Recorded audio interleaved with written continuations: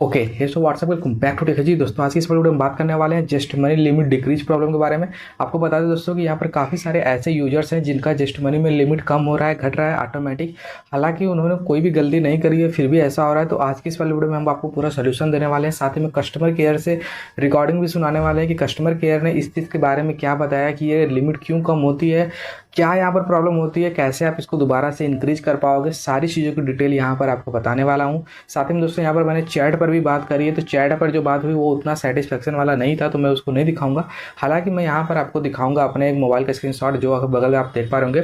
मेरा यहाँ पर जस्ट मनी का जो लिमिट है वो डिक्रीज कर दिया गया। आप यहाँ पर बगल में फोटो देखिए, यहाँ पर देखिए सीरीज लिखा हुआ है। इसमें मेरा 25,000 लिमिट अभी मिला हुआ था मेरे को 10 से 15 दिन पहले ही, लेकिन अभी यहाँ पर मेरे को ये कम करके 5,000 कर दिया गया है। टोटल यहाँ पर मेरे को 20,000 रुपये का लॉस हुआ है। और अभी मैं आपको सबसे पहले कॉल रिकॉर्डिंग सुनाऊंगा जो कि मैंने कस्टमर केयर से करी है। उसके बाद आपको एकदम अच्छा सा कंक्लूजन दूंगा कि आपका ये कैसे सही हो सकता है या फिर कैसे सही नहीं होगा। तो चलिए मैं आपको सारी चीज़ सुनाता हूँ।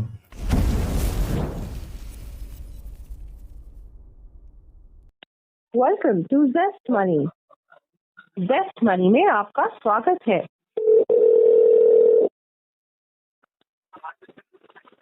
गुड इवनिंग, जस्ट मनी में कॉल किया उसके लिए धन्यवाद। आपकी बात दीपांशु से हो रही है, आपका नाम जान सकता हूँ मैं? जी मेरा नाम प्रद्युम्न विश्वकर्मा है। जी मिस्टर प्रद्युम्न, बताइए क्या इशू स्टिल आप जस्ट मनी पर अभी? सर मेरे को अभी एक प्रॉब्लम आ रही है, जैसे कि मेरी लिमिट जो है यहाँ पर डिक्रीज हो गई है जस्ट मनी की। मेरा एक पर्सनल लोन चल रहा था इसमें 41,000 रुपये का, तो मैंने अभी 10 दिन पहले उसका पूरा का पूरा प्री पेमेंट कर दिया है, मतलब उसका EMI क्लोज कर दिया था। अभी वो था 4-5 महीने का। तो उसके बाद मुझे यहाँ पर 25,126 रुपये का जो है लिमिट मिला था, और इसके पहले की 72,000 लिमिट थी, तो वो मैंने पूरा यूटिलाइज कर लिया था। तो मतलब उसका तो मान लीजिए वो तो अभी जब तक पूरा फिल नहीं होगा तब तक नहीं मिलेगा। तो ये 25,000 मिला था, लेकिन आज मेरे को अभी जैसे मैंने अपना जस्ट मनी खोला है तो यहाँ पर दिखाई दे रहा है कि आपका लिमिट जो है वो डिक्रीज कर दिया गया है। पेमेंट जो है आप टाइम से नहीं करते हैं। हालांकि यहाँ पर मैंने सारा अपना पेमेंट टाइम से किया है, टाइम से पहले ही कर देता हूँ, प्री क्लोज ही मैं अपना सारा लोन कर देता हूँ लगभग। फिर भी ऐसा क्यों हो रहा है?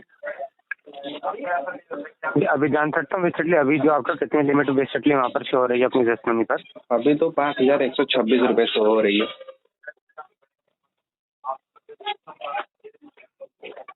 जी सर, जैसे कि मैं देख पा रहा हूँ आपकी डिटेल्स में सब कर दी हूँ।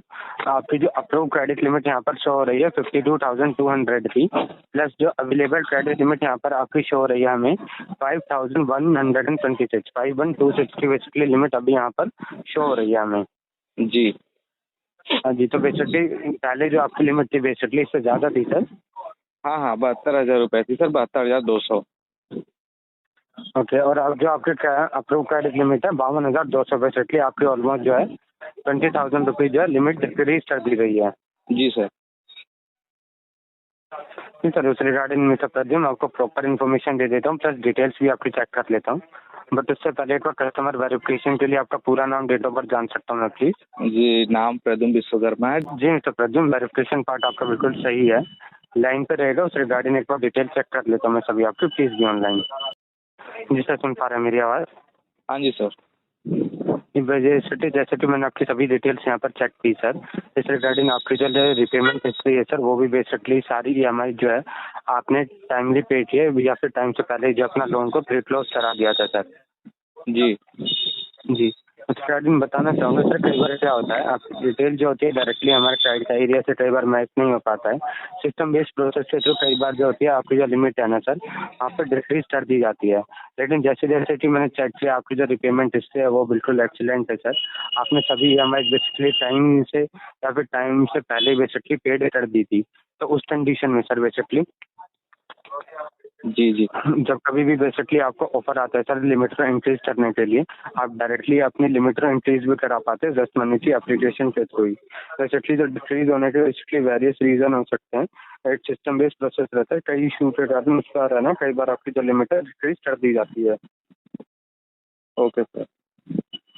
और सर कोई अगर टिप्स देना चाहे आपकी लिमिट डिक्रीज ना हो, मान लीजिए मेरा तो सही है, सारी चीज़ मुझे पता हाँ है, जी। मेरा सारा चीज़ सही है, पेमेंट हिस्ट्री सब सही है। जिसका अगर नहीं सही हो वो क्या करे कि मतलब पेमेंट को छोड़ के, जैसे मान लीजिए पेमेंट तो लोग करते ही हैं टाइमली, फिर भी डिक्रीज हो जाता है, तो क्या चीज़ें फॉलो करे कि डिक्रीज ना हो? कुछ आप बता सकते हैं सर? सर देखिए, उसके लिए सर देखिए मैनुअल प्रोसेस नहीं रहता, तो उसके लिए एग्जैक्ट इन्फॉर्मेशन नहीं होती, बट उसके लिए अपना फाइनेंशियल बिहेवियर प्लस अपनी जो रिपेमेंट हिस्ट्री, इसके अलावा जो बेसिकली आपको लिमिट मिलती है ना, वो ट्राई कीजिए आप ज़्यादा से ज़्यादा बेसिकली यूज़ करें, ताकि उस रिगार्डिंग कभी भी जो है आप ऐसे लिमिट मतलब डिक्रीज करने का ऑप्शन बेसिकली ना आए आपको, आप उस इशू को ना फेस करें कभी भी। Okay sir, okay sir. But sir मेरे केस में तो ऐसा कुछ भी नहीं है, हर टाइम मैं लिमिट यूज़ ही करता था सारी चीज़ें। अभी मैंने पर्सनल लोन भी लिया था, हालाँकि 41,000 रुपये का, उसका भी मैंने प्री क्लोज़ करवा दिया है, फिर भी हाँ जी, ऐसा वो हुआ है। भी मैंने जी सर, तो उसके लिए बेसिकली मैंने यहाँ से आपके लिए केस भी जनरेट कर दिया है सर। बेसिकली आप ट्राई करेंगे आपका जो ये टेंशन है ये भी एज सुन एज पॉसिबल यहाँ से रिजॉल्व हो सके। Okay sir, okay sir. आपके पास ऐसा कुछ ऐसे मतलब मैनुअल नहीं होता है फिर कोई भी चीज़ें कि आप लोग खुद से इंक्रीज कर पाएँ? वो ऑटोमेटिकली इस तरीके से सिस्टम बेस्ड है सारी चीज़ें, रोबोटिक। ये सर ये क्रेडिट लिमिट जो होता है ना, क्रेडिट लिमिट का सारा सिनेरियो जो होता है वो सिस्टम बेस्ड रहता है सर। क्या सर ये क्रेडिट स्कोर पे भी वेरी करता है क्या, कि आपका क्रेडिट स्कोर कम हो जाए, पहले अच्छा था तो लिमिट ज़्यादा दे दिए, क्रेडिट स्कोर कम हो गया तो लिमिट कम कर दिया? हाँ जी सर, बिल्कुल। क्रेडिट स्कोर पर भी अगर मान लीजिए कभी आपका ज़्यादा रहता है और किसी रीज़न की वजह से अगर वो कई बार डिक्रीज हो जाता है तो उसका इफेक्ट आपके क्रेडिट लिमिट पर भी यहाँ पर पड़ता है sir. Okay sir, okay sir. तो मतलब ये भी उसमें एक पार्ट हो सकता है डिक्रीज होने का? Yes sir. Okay sir, okay sir. Thank you sir, बस यही जानकारी चाहिए। तो गाइस जैसा कि आपने पूरी की पूरी कॉल रिकॉर्डिंग सुन ली है, अब चलिए मैं आपको सारी चीज़ें एकदम अच्छे से समझा देता हूँ। अगर आपको समझ में नहीं आया है, समझ में आ गया तो भी आप वीडियो छोड़ के जा सकते हो, लेकिन अब मैं आपको जो बताने वाला हूँ उसको अगर आप फॉलो करते हैं तो आपका क्रेडिट लिमिट भी इंक्रीज होगा, साथ ही में सारी चीज़ें आपकी सही हो जाएंगी। यहाँ पर जैसा कि दोस्तों आपने सुना, आपका क्रेडिट लिमिट अगर डिक्रीज हो जाता है तो वो होता है अगर आपने अच्छे से पेमेंट नहीं किया है, टाइम टू टाइम पेमेंट नहीं कर रहे हैं, या फिर आप यहाँ पर कोई भी ऐसी गलती कर दे रहे हैं जैसे कि आपका सिविल स्कोर खराब हो जाता है, तो फिर यहाँ पर ये लिमिट डिक्रीज हो जाता है। मैं आपको बता दूं कि अगर आपने सारा पेमेंट सही से किया है, जैसे कि मैंने क्या किया है कि अपना सारा पेमेंट टाइम से पहले किया है, कितने सारे लोन मैंने लिए हैं जिसका मैंने प्री क्लोज कर दिया है, यानी कि पूरा का पूरा 8-10 EMI बचा है और उसको एक साथ मैंने पे कर दिया है। तो ये तो एक बहुत अच्छा मेरा बिहेवियर होगा पेमेंट करने का, यानी कि एक बहुत अच्छा रिस्पॉन्स है मेरी तरफ से उनका पेमेंट देने का। फिर भी मेरा यहाँ पर लिमिट जो डिक्रीज कर दिया गया है 20,000, तो इसके पीछे एक ही रीज़न है। मेरा यहाँ पर पिछले कुछ दिनों में सिविल स्कोर काफ़ी ज़्यादा डाउन हो गया था। पहले मेरा सिविल स्कोर 780 785 हुआ करता था, लेकिन इस समय 706 हो गया था। बाद में थोड़ा सा अपग्रेड हुआ है, 723 हुआ है। इसी वजह से ये जो है मेरा यहाँ पर डाउन कर दिया गया है लिमिट को। अगर आप लोग ये सोच रहे हो कि सारी चीज़ें आपकी सही है, आपने पेमेंट सही से किया है, प्री क्लोज भी करते हो, हर एक पेमेंट आप समय से करते हो, फिर भी आपका लिमिट डिक्रीज हो रहा है, तो उसका एक ही रीज़न हो सकता है कि आपका सिविल स्कोर डाउन हुआ है। और साथ ही में दोस्तों मैं कुछ आपको एक्स्ट्रा बता दूं, जैसे कि आपने कॉल रिकॉर्डिंग में सुना होगा कि यहाँ पर जो सारी चीज़ें होती है वो ऑटोमेटिकली सिस्टम बेस्ड होती हैं। तो कभी कभी आपके साथ ये एरर आ जाता है, टेक्निकल इशू की भी वजह से होता है। जैसे मेरे साथ जो हुआ वो टेक्निकल इशू है, क्योंकि यहाँ पर मैंने सारी चीज़ें अच्छे से पेमेंट करी है। अगर आप सारा पेमेंट अच्छे से करते हो तो आप कस्टमर केयर को कॉल करिए और वहाँ पर बोलिए कि मैंने सारा पेमेंट अच्छे से किया है।